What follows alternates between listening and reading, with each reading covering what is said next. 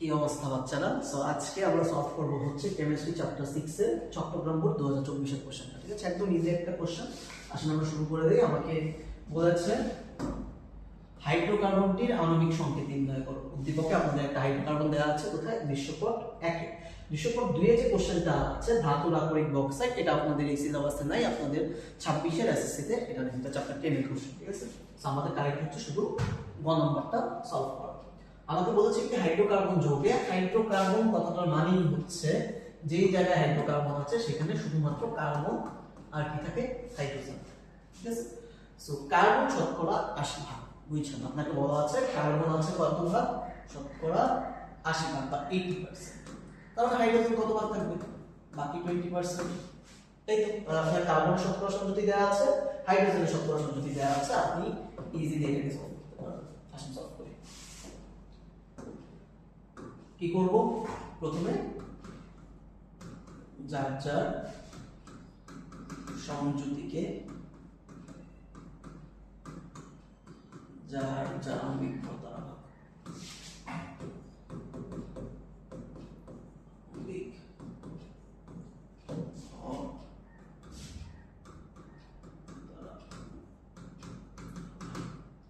কার্বনকে divide করব হচ্ছে 80 divided by হচ্ছে 12, আর হাইড্রোজেনের ক্ষেত্রে কত আসবে?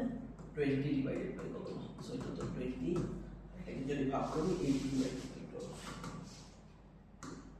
80 ডিভাইডেড বাই 12,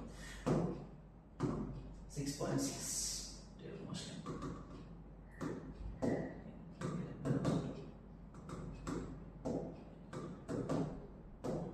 সো এই 6.666 এর মতো থাকবে আর কি। এখান থেকে পাবো হচ্ছে 6.66। ওকে, সো এটা যেহেতু এক করে আমরা বিভিন্ন প্রবলেম দিই। তাহলে এবার সর্বকনিষ্ঠ ভাগফল দ্বারা ভাগফলগুলো কি কি আবার ভাগ। তাহলে আবার দিয়ে লিখব, এই যে ভাগফলগুলোর মধ্যে ছোট কি সবচেয়ে?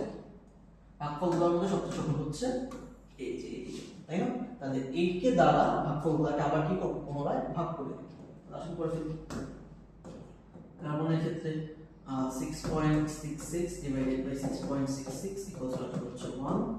হাইড্রোজেনের ক্ষেত্রে 20 ডিভাইডেড বাই 6.66, 20 divided by 6.66,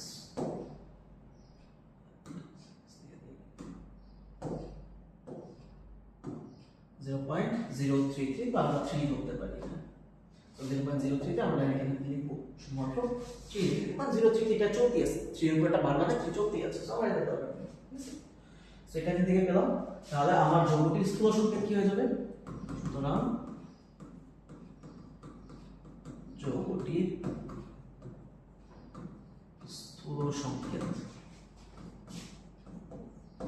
কি? CH3, তাই তো? আচ্ছা, এখন আমাকে কি বের করতে বলেছে? আণবিক সংকেত কিন্তু বের করতে বলেছে, স্থূল সংকেত বের করতে বলেনি। তো যদি আণবিক সংকেত বের করেন, যৌগটির আণবিক সংকেত কি হবে? CH3 এর সাথে কি গুণ করবেন? N গুণ করবেন। স্থূল সংকেত মানে কি? কোন যৌগতে উপস্থিত পরমাণুগুলা বা পরমাণু সংখ্যা বা পরমাণু যেগুলো আছে সে তার অনুপাতকেই আপনি কি করেন? স্থূল সংকেত হিসেবে প্রকাশ করেন, তাই না? তার অনুপাত মানে কি? একটা ভাগফল আছে, সেই ভাগফলটাকে যদি পুনরায় আবার পরমাণুতে গুণ করে দেন তাহলে কি পেয়ে যাবেন? আপনি অণুর সংখ্যা পেয়ে যাবেন। ঠিক আছে, বা সরি, অণু সংখ্যা বলে আণবিক সংকেত পেয়ে যাবেন, তাই না? তাহলে এখান থেকে আমরা একটা সূত্র পড়েছিলাম আমাদের বইতে, যে আমরা জানি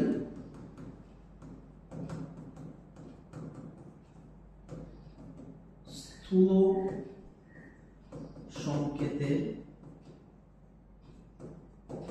ভর এর সাথে যদি n গুণ করেন তাহলে পেয়ে যাবেন হচ্ছে তার আণবিক বা আণবিক সংকেতের কি ভরটা পেয়ে যাবেন, তাই না? তাহলে সেখান থেকে n এর মানটা পেয়ে যাবেন।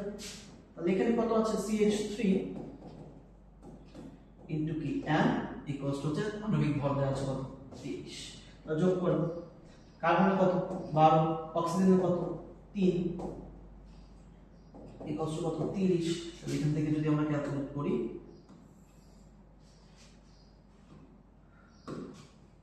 এখান থেকে n এর মান পাবো হচ্ছে n ইকুয়ালস টু 12 আর 3 যোগ করলে কত হবে 15 হবে, তাহলে 30/15 ইকুয়ালস কত 2। ঠিক আছে, তাহলে এটা একটু সরিয়ে ফেলি, এটাকে একটু এখান থেকে সরিয়ে ফেলে আমাদের একসাথে হয়ে যাবে জিনিসটা।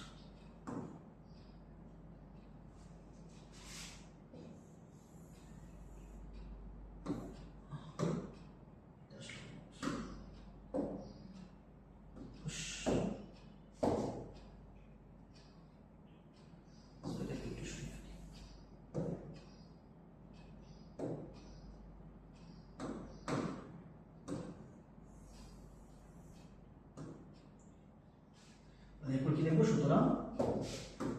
সুতরাং আণবিক সংকেত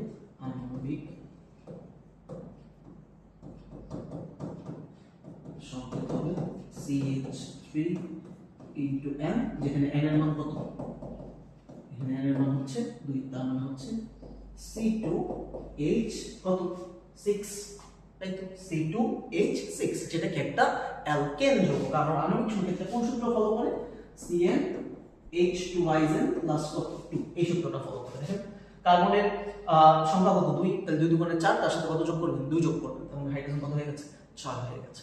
তাহলে 2 কার্বন বিশিষ্ট অ্যালকেনের নাম কি, ইথেন। তাহলে লিখে দিবেন, যদি পরীক্ষা আপনার ইচ্ছা হয় আপনি লিখে দিবেন, যেটা দেখে খুশি হয়ে যাবেন যে আপনি এই জিনিসটা জানেন, নাম কি ইথেন। একদম ইজি একটা কোশ্চেন, কিন্তু কারোর আশা করি কোনো প্রবলেম নাই, সবাই ইজি বুঝতে পেরেছে। সো এই তো দেখা হবে নেক্সট কোনো ভিডিওতে।